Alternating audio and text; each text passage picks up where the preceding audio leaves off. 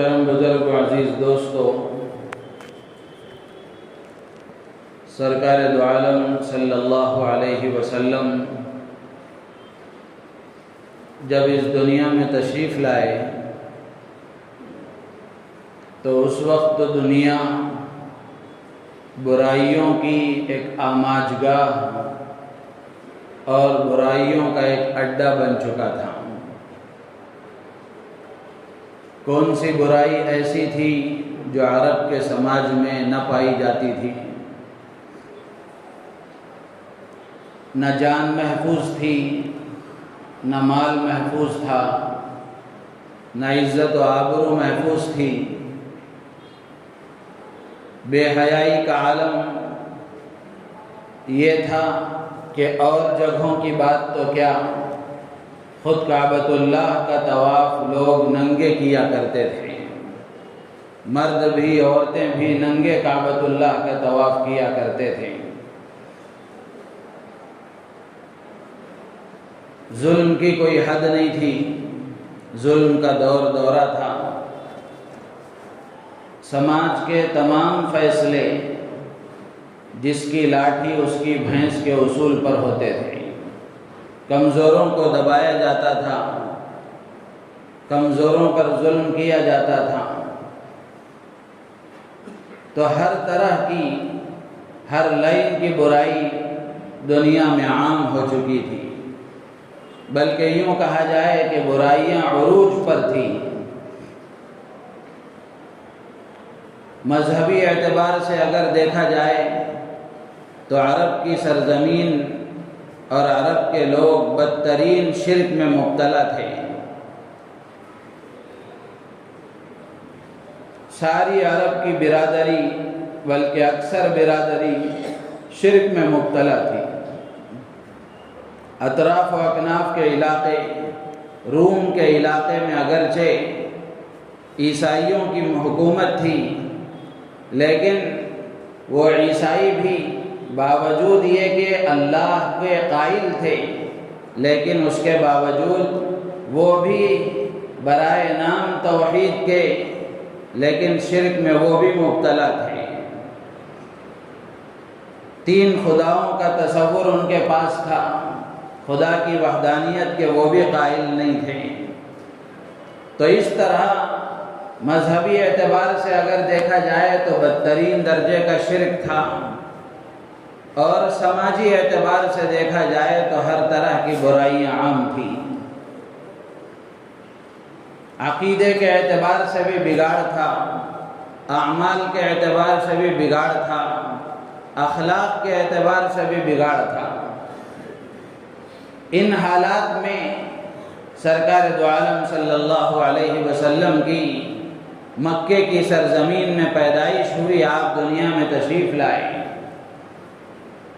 40 سال کی عمر میں آپ کو نبوت کا تاج پہنایا گیا، نبوت کی ذمہ داریاں دی گئی۔ تو نبوت کی ذمہ داریاں دیے جانے کے بعد غار حرا میں جو سب سے پہلی وحی اللہ کی طرف سے آئی، یا سب سے پہلا پیغام انسانوں کے نام جو اللہ کا آیا، سب سے پہلا حکم جو اللہ تعالیٰ نے اپنے نبی حضرت محمد رسول اللہ صلی اللہ تعالی علیہ وسلم کے واسطے سے انسانوں کے نام بھیجا، ظاہری اعتبار سے دیکھا جائے اور جو پس منظر میں نے اللہ کے نبی کے تشریف لانے کے وقت میں مکے کی جو صورتحال تھی اور مکے کا جو ماحول تھا، تو اس اعتبار سے اگر دیکھا جائے تو سب سے پہلی وحی عقیدہ توحید کو ثابت کرنے کے اعتبار سے ہوتی، یا شرک کی تردید میں ہوتی، یا بے حیائی اور بے شرمی کے خاتمے کے حکم کے لیے ہوتی، جان و مال کی، عزت و آبرو کی حفاظت کے سلسلے میں ہوتی۔ ظاہری اعتبار سے تو یہی سمجھ میں آتا ہے کہ جو برائیاں اور جن کوتاہیوں میں وہ مبتلا تھے، ان کوتاہیوں کو دور کرنے کا حکم سب سے پہلے دیا جاتا۔ لیکن خطبے میں جو آیت میں نے پڑھی سورہ علق کی، یہ 5 آیتیں جو سب سے پہلے نازل ہوئی، اللہ تبارک و تعالی نے حضرت جبرائیل امین علیہ السلام کے ذریعے سے سرکار دو عالم صلی اللہ علیہ وسلم تک یہ پیغام پہنچایا، اقرأ بسم ربک الذی خلق، پڑھیے پیغمبر اس پروردگار کا نام لے کر جس نے پیدا کیا۔ اقرأ بسم ربک الذی خلق، خلق الانسان من علق، اور انسان کو اللہ نے ایک جمے ہوئے خون سے پیدا فرمایا۔ اقرأ وربک الاکرم، پھر دوبارہ اللہ تعالیٰ حکم دیتے ہیں پیغمبر پڑھیے، آپ کا پروردگار بڑی عزت و اکرام والا ہے۔ الذی علم بالقلم، جس نے قلم کے ذریعے سے لوگوں کو تعلیم دی۔ علم الانسان ما لم یعلم، انسان کو وہ چیزیں اللہ نے سکھائی جو وہ نہیں جانتا تھا۔ تو خلاصہ کلام یہ ہے کہ اللہ کے نبی علیہ السلام جن حالات میں تشریف لائے اور جس ماحول میں آپ کو نبوت کی ذمہ داریاں دی گئیں، اور اس وقت کے ماحول میں، اس وقت کے معاشرے میں جو برائیاں تھیں، جو پریشانیاں تھیں، اور جن کوتاہیوں میں وہ مبتلا تھے، اس ماحول میں اللہ تبارک و تعالی نے سب سے پہلا حکم تعلیم کا دیا ہے۔ سب سے پہلے اللہ تبارک و تعالی نے انسانوں کے نام جو اپنا فرمان جاری کیا ہے، اور سارے انسانوں کو خطاب کر کے جو اللہ تبارک و تعالی نے حضرت نبی پاک صلی اللہ تعالی علیہ وسلم کے واسطے سے جو حکم دیا وہ تعلیم کا تھا، علم کو حاصل کرنے کا تھا، جہالت کو دور کرنے کا تھا، اور واقفیت اور جانکاری کے حاصل کرنے کا تھا۔ تو یہ حکم اللہ تبارک و تعالی نے کیوں دیا؟ ظاہر سی بات ہے کہ ایسے ماحول میں اللہ تبارک و تعالی چاہتے تو کوئی اور حکم دے سکتے تھے، کسی اور بات کی طرف توجہ دلا سکتے تھے، لیکن اللہ تبارک و تعالی نے سب سے پہلے لوگوں کو تعلیم کی طرف متوجہ فرمایا، جہالت کو دور کرنے کی طرف متوجہ فرمایا۔ اس کی کہیں نہ کہیں بڑی اہمیت اور کہیں نہ کہیں بڑی اس کی عظمت کا احساس اور عظمت کا خیال ہر آدمی کے اندر پیدا ہوتا ہے۔ علماء نے لکھا ہے کہ اللہ تبارک و تعالی نے ایسے ماحول میں سب سے پہلی وحی تعلیم کے حکم کی طرف اور تعلیم کی طرف لوگوں کو متوجہ فرمایا، وہ اس لیے کہ علم کی مثال ایک روشنی کی ہے، علم کی مثال ایک روشنی کی ہے، اور ایک اندھیرا کمرہ ہے جس میں اندھیرا چھایا ہوا ہے، اس میں سانپ بھی ہیں، بچھو بھی ہیں، اور تکلیف دینے والے کیڑے مکوڑے اور بھی بہت سارے ہیں۔ ان کو مار بھگانے کے لیے اور ان کو وہاں سے ختم کرنے کے لیے اگر آدمی کوشش کرے تو بہت سارا وقت بھی درکار ہے، اور ہو سکتا ہے کہ آدمی اس میں کامیاب بھی نہ ہو، امکان اس بات کا بھی ہے۔ اور یہ جو سانپ اور بچھو اور کیڑے مکوڑے جو اس کمرے میں موجود ہیں، ان کا بسیرا وہاں ہو رہا ہے، اس کی وجہ یہ ہے کہ ان کی آماجگاہ اور ان کی پناہ گاہ اندھیرا ہے۔ جہاں اندھیرا ہوتا ہے وہاں وہ اپنا بسیرا ڈال لیتے ہیں۔ تو اگر اس کو مار بھگانے کے لیے اور ان کا وہاں سے خاتمہ کرنے کے لیے اگر کوشش کی جائے تو اس میں بڑا وقت بھی لگتا ہے، اور اسی طریقے سے امکان اس بات کا بھی ہے کہ آدمی اس میں کامیاب نہ ہو سکے۔ اس کے بجائے آدمی ایک چراغ وہاں روشن کر دے، روشنی کا انتظام کر دے، تو جیسے ہی چراغ روشن ہوگا، روشنی کا انتظام ہوگا، یہ ساری مخلوق اپنا بسیرا وہاں سے خود بخود اٹھا لے گی۔ اندھیرے میں جن کو جہاں پناہ لینا ہے وہاں روشنی جب آ جاتی ہے تو وہ خود بخود یہ چیزیں وہاں سے ختم ہو جاتی ہیں۔ یہی حال اور یہی کیفیت انسانی سماج کی ہے کہ عقیدے کا جو بگاڑ ہے، اعمال کا جو بگاڑ ہے، اخلاق کا جو بگاڑ ہے، اس کے ختم کرنے کے لیے اگر کوشش کی جائے اور محنتیں کی جائیں تو اس میں ایک لمبا وقت درکار ہے۔ اس کے بجائے اگر تعلیم سے آراستہ کر دیا جائے، علم کی روشنی ان کے اندر پیدا کر دی جائے، تو اللہ کی ذات عالی سے امید ہے کہ یہ عقیدے کا بگاڑ، اعمال کا بگاڑ، اخلاق کا بگاڑ جو جہالت کا نتیجہ ہے اور جہالت کی وجہ سے یہ پرورش پاتا ہے، تو اگر وہاں علم کی روشنی آ جائے اور علم کا چراغ وہاں جلا دیا جائے تو پھر یہ برائیاں اپنے آپ خود بخود وہاں سے ختم ہو جائیں گی۔ اگر تعلیم کو چھوڑ کر، تعلیم کے بغیر سماج سے برائیوں کو ختم کرنے کی کوشش کی جائے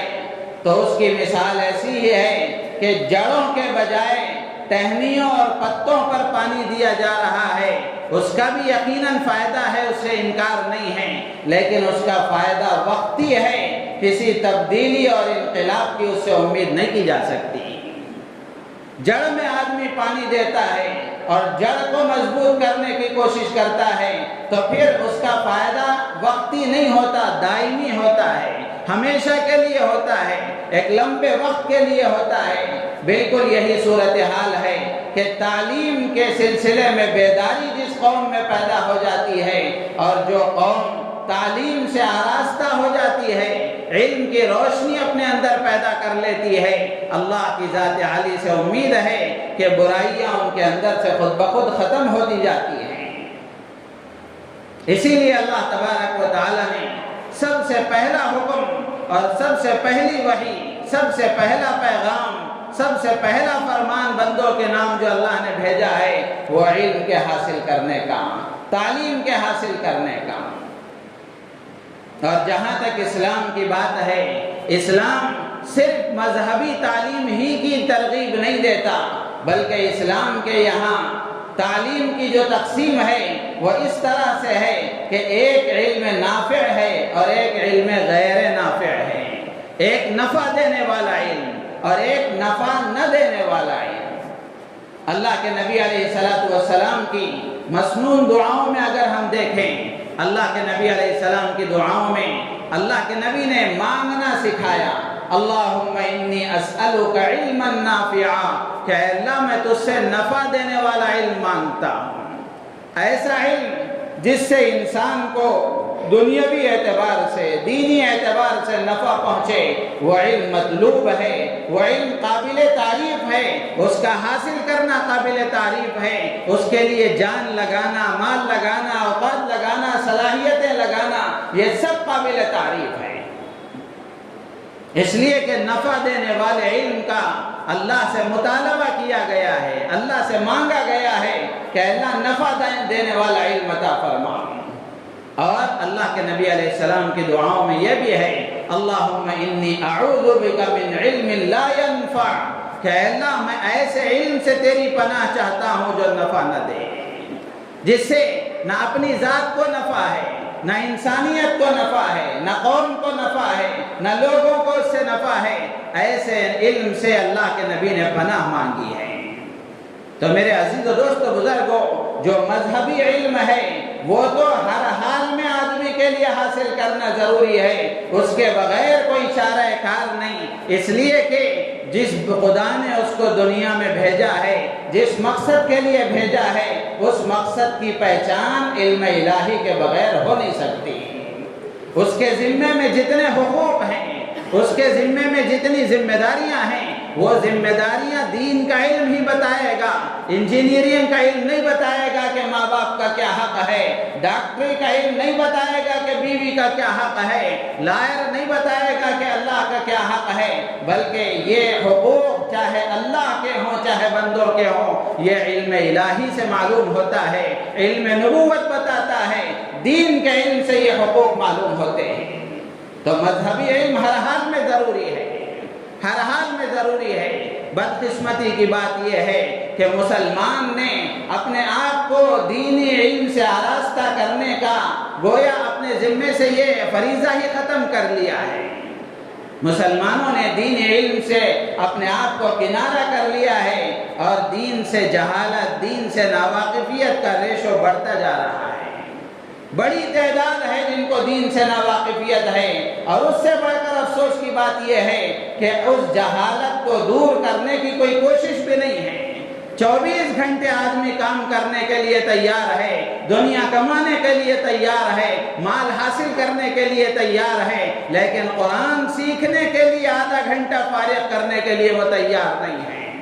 دین کی ضروری باتیں معلوم کرنے کے لیے اس کے پاس وقت نہیں ہے۔ وہ تجارت کر رہا ہے، وہ تجارت میں اللہ کا کیا حکم ہے، نبی کا کیا طریقہ ہے، اس سے وہ بے خبر ہے۔ شادی کر رہا ہے، شادی میں اللہ کا کیا حکم ہے، شوہر کا کیا حق ہے، بیوی کا کیا حق ہے، یہ معلوم کرنے کی اس کے پاس فرصت نہیں ہے۔ اولاد ہو رہی ہے، ماں باپ کو یہ علم نہیں ہے اور یہ ذمہ داری ان کو اس کا احساس نہیں ہے کہ اولاد کے مجھ پر کیا حقوق ہیں اور اولاد کے سلسلے میں اللہ کیا حکم دیتا ہے، نبی کی کیا تعلیم ہے، اس کو حاصل کرنے کا کوئی شوق نہیں ہے۔ میرے عزیز و دوست بزرگوں، مذہبی علم کا حال یہ ہے، تھوڑی بہت عصری علوم کی طرف رغبت ہے، تھوڑی بہت رغبت ہے، ورنہ تو ایک بڑا طبقہ وہ ہے جو نہ دینی علم کی طرف رغبت کرتا ہے، نہ دنیاوی علم کی طرف رغبت کرتا ہے، بلکہ اپنی جہالت پر مطمئن ہے، اپنی جہالت پر مطمئن ہے۔ جو عصری علوم ہیں یہ انسانوں کی ضرورت کے لیے ہے، جیسے ڈاکٹری کا علم ہے یہ آدمی کے جسم کی ضرورت ہے، انجینئرنگ کا علم ہے یہ انسانوں کی ضروریات ہیں، ان ضروریات کے لیے ضروری ہے۔ گھر بنانا ہے، اس کے لیے کوئی نہ کوئی پلان بنانے والا ہونا چاہیے، اور بہت ساری ایسی چیزیں ہو سکتی ہیں جن کے لیے ان ایسے لوگوں کا ہونا ضروری ہے۔ قانون کا علم ہے، اس کے لیے بھی قانون کے جاننے والوں کا ہونا ضروری ہے۔ تو ایسے جتنے بھی عصری علوم ہیں وہ ساری انسانی ضرورت کے لیے ہیں اور انسان کے نفع کے لیے ہیں، تو وہ علم بھی شریعت میں مطلوب ہے۔ لیکن اس وقت کی جو صورتحال ہے، اس صورتحال میں جو اسکول اور کالج ہیں گویا ارتداد کے اور الحاد کے اور دین سے دوری کے گویا وہ اڈے بنے ہوئے ہیں۔ تو اس وقت میں ہم یہ نہیں کہتے اور یہ نہیں چاہتے کہ ہماری نسل اور ہماری قوم عصری علوم سے ناواقف رہے۔ اب اسکولوں کا کالجوں کا ماحول ایسا بن گیا ہے تو ہم اپنے بچوں کو اسکولوں کو بھیجنا بند کر دیں، بلکہ ہم یہ کہیں گے کہ آپ جہاں وہاں بھیج رہے ہیں اور اس تعلیم کے لیے اپنی جان لگا رہے ہیں، مال لگا رہے ہیں، اس کے ساتھ ساتھ بچے کو مذہبی علم سے بھی آراستہ کیا جائے، مذہبی علم سے بھی آراستہ کیا جائے، اس لیے کہ وہاں وہ جو کچھ سیکھ کر آتا ہے اگر مذہب کے دائرے میں اس کو دیکھا جائے تو جو چیزیں غلط ہیں اس کو سمجھ میں آنا چاہیے کہ یہ غلط ہیں۔ بچپن ہی سے اس کے عقائد کو مضبوط کر دیا جائے، اس کے اخلاق کو مضبوط کر دیا جائے، اس کے اندر اللہ کی محبت پیدا کی جائے، اللہ کے نبی کی محبت پیدا کی جائے، اللہ کی معرفت اس کے اندر پیدا کی جائے، تو پھر اللہ کی ذات سے امید ہے کہ یہ بچپن کا پڑھا ہوا بچپن تک باقی رہتا ہے۔ حسن بصری رحمۃ اللہ علیہ بہت بڑے تابعی گزرے ہیں، فرماتے ہیں العلم فی الصغر کالنقش فی الحجر، کہ بچپن کا علم پتھر کی لکیر ہوتا ہے۔ تو اس لیے میرے عزیز و دوست بزرگوں، اس وقت میں عموماً جون کا مہینہ شروع ہونے والا ہے، تو جون کے مہینے میں عصری تعلیم گاہوں کے کھلنے کا یہ وقت ہے، عصری تعلیم کے اداروں میں تعلیم کے شروع ہونے کا یہ وقت ہے۔ تو ایسے وقت میں ہم اپنی قوم سے، مسلمانوں سے یہ کہیں گے کہ ہمیں اچھے ڈاکٹروں کی بھی ضرورت ہے، اچھے انجینئروں کی بھی ضرورت ہے، اچھے پروفیسرز کی بھی ضرورت ہے، اچھے لائرز کی بھی ضرورت ہے، لیکن یہ سب اس وقت ہے جب ان کے دماغ میں اسلام بھی ہو، جب ان کے اندر اسلام بھی ہو۔ وہ اسلام سے سودا کر کے انجینئر بنے، ایسا انجینئر ہمیں مطلوب نہیں ہے۔ اسلام سے سودا کر کے لائر بنے، ایسا لائر مطلوب نہیں ہے۔ اسلام سے سودا کر کے سیاستدان بنے، ایسا سیاستدان ہمیں نہیں چاہیے۔ میرے عزیز و دوست بزرگوں، ضرورت اس بات کی ہے کہ ہم اپنی نسل کو ایسی تعلیم سے آراستہ کریں کہ وہ جہاں دنیاوی اعتبار سے جو ضرورتیں ہیں ان ضرورتوں کو بھی وہ پورا کرنے والے بنیں، اسی کے ساتھ ساتھ اسلامیات ان کے اندر مضبوط ہو، اسلام کی جڑیں ان کے اندر مضبوط ہوں۔ وہ لائر بنے، وہ انجینئر بنے، وہ کچھ بھی بنے، لیکن اپنے دین پر مضبوطی کے ساتھ وہ قائم رہے۔ دین کی رمق اس کے اندر باقی رہے، دین کی جڑیں اس کے اندر مضبوط رہیں۔ ایک واقعہ عرض کر کے میں اپنی بات ختم کروں گا۔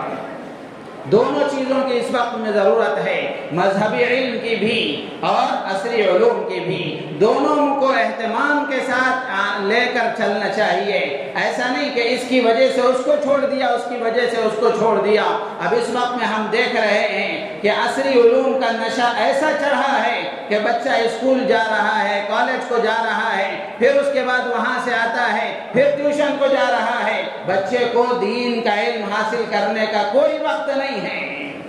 ایسا عذر اور ایسا بہانہ اگر ہم کرتے رہیں گے میرے عزیز و دوست بزرگوں، آج بچوں کو اگر ہم دین سے محروم کر دیں گے، کل قیامت کے دن اللہ کے ہاں پوچھ ہوگی۔ حضرت عمر رضی اللہ تعالیٰ عنہ فرمایا کرتے تھے کہ اپنے بچوں کی تربیت کرو،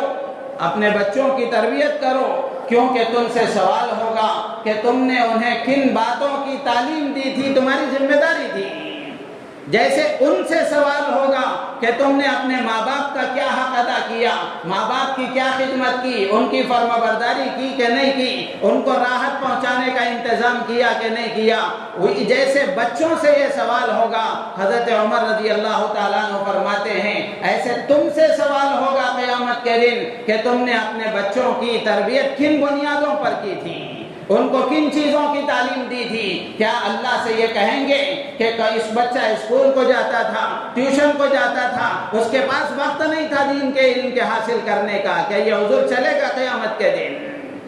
میرے عزیز و دوست بزرگوں، ایسے لنگڑے عذروں سے اپنے آپ کو دور رکھتے ہوئے اپنی نسل کو، اپنے آپ کو دین کے علم سے محروم کرنے کی غلطی نہ کریں، بلکہ کوشش کریں اور ترتیب اس طرح سے بنائیں، نظام ایسا بنائیں کہ بچے اچھی سے اچھی اسکولوں میں پڑھیں، اچھے سے اچھا علم حاصل کریں۔ اسی کے ساتھ ساتھ روزانہ جب تک وہ اسکولوں میں ہے، جب تک وہ کالجوں میں ہے، اس وقت تک ان کو مسجد کے ماحول میں دین کے علم کے ساتھ وابستہ اگر ہم رکھیں گے تو وہاں سے جو وائرس آئے گا، یہ مسجد کا مکتب، یہ مسجد کا ماحول، یہ دین کا علم اس کے لیے اینٹی وائرس کا کام کرے گا۔ اگر ہم نے یہ کیا کہ اسکولوں میں تو پابندی سے بھیجتے رہے، کالجوں میں پابندی سے بھیجتے رہے، لیکن اپنے بچوں کو دین کے علم سے وابستہ نہیں رکھا، ان کو قرآن پڑھنا نہیں سکھایا، دین کی ضروری باتیں ان کو نہیں سکھائی۔ ہاں ایک بات یہ بھی سمجھیں کہ صرف قرآن پڑھ لینا کافی نہیں ہے، قرآن دیکھ کر پڑھ لینا کافی نہیں ہے، قرآن کا ایک حق ہے اس کی تلاوت کرنا، اس سے آگے بھی مرحلہ ہے کہ قرآن کو سمجھنے کی کوشش کی جائے، دین کی ضروری باتیں معلوم کرنے کی کوشش کی جائیں، اور بچپن ہی سے بچے کے اندر اس کے عقیدے مضبوط کیے جائیں، اچھے اخلاق کی تعلیم اس کو دی جائے، اچھے اعمال کا علم اس کو دیا جائے، تو بچپن میں جو چیزیں اس کو سکھائی جائیں گی اللہ کی ذات عالی سے امید ہے کہ وہ مضبوط رہیں گی۔ گجرات میں سن 2000 میں ایک زلزلہ آیا، کس علاقے میں آیا نام میرے ذہن میں نہیں ہے، تو اس وقت میں بہت ساری رفاہی تنظیموں نے وہاں لوگوں کے لیے انتظامات کیے تھے، ان کو کپڑے پہنچائے جا رہے ہیں، کوئی کھانا دے رہا ہے، کوئی دودھ اور بسکٹ کا انتظام کر رہا ہے۔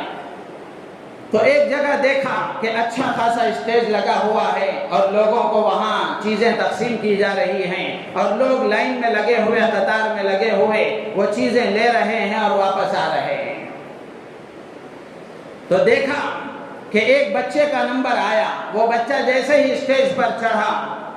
وہاں وہ جو اسٹیج لگایا گیا تھا وہ عیسائیوں کی طرف سے لگایا گیا تھا، وہ بچہ جیسے ہی اسٹیج پر چڑھا تو وہ جو چیز دے رہا تھا، دینے کے ساتھ ساتھ وہ ایک کٹ دے رہا تھا، کٹ کے ساتھ ساتھ اس بچے کے کان میں اس دینے والے نے کوئی بات کہی، تو جیسے ہی بچے نے یہ بات کہی،